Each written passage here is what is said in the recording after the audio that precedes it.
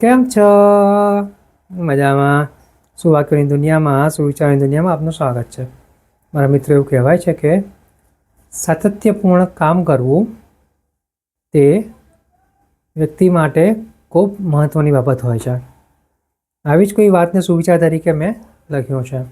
આજનો જે સુવિચાર છે તેનો વિષય છે સાતત્યતા, કન્ટિન્યુઇટી, કાયમીપણે. મેં લખ્યું છે કે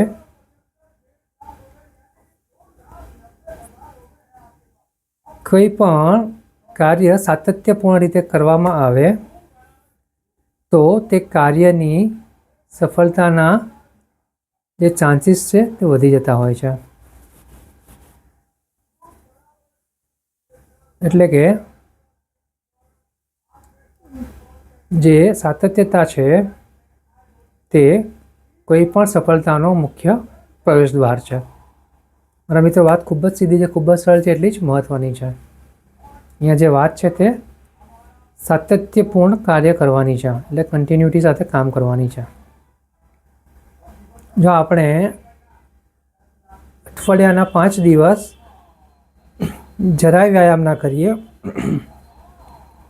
અને શનિ અને રવિવારે બહુ બધો વ્યાયામ કરીએ, બહુ બધા યોગા કરીએ, તો તેનું ફળ, તેનું પરિણામ આપણા શરીરને એટલું જોઈએ એટલું મળતું નથી. પરંતુ એનાથી ઉલટું, જો આપણે દરરોજ 25 મિનિટ 30 મિનિટ દરરોજ વ્યાયામ કરીએ અને સાતત્યપૂર્ણ રીતે કરીએ તો આપણા શરીરને તેનાથી ઘણો બધો ફાયદો થતો હોય છે. આ વાત થઈ છે યોગની, વ્યાયામની, અને આ જ બાબત આપણા જીવનમાં પણ લાગુ પડે છે.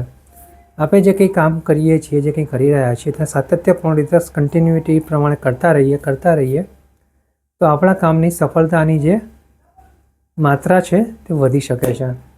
અને જો આપણે કામને થોડી વારે છોડી દઈએ, પાછું એક સામટું ભેગું કરીને એક સાથે કરવાનો પ્રયાસ કરીએ તો તેમાં સફળતાના ચાન્સીસ બહુ જ ઘટી જાય છે અને નગરી વેઠ જ દેખાય છે.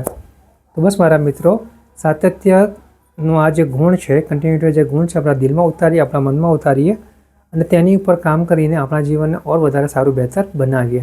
જો આપણે આટલું કરી શકીએ તો આપણા જીવનને આપણે ખરેખર મૂલ્યવાન, મહત્ત્વવાળું અને કંઈક પર્પઝવાળું, હેતુવાળું બનાવી શકીએ. Thank you.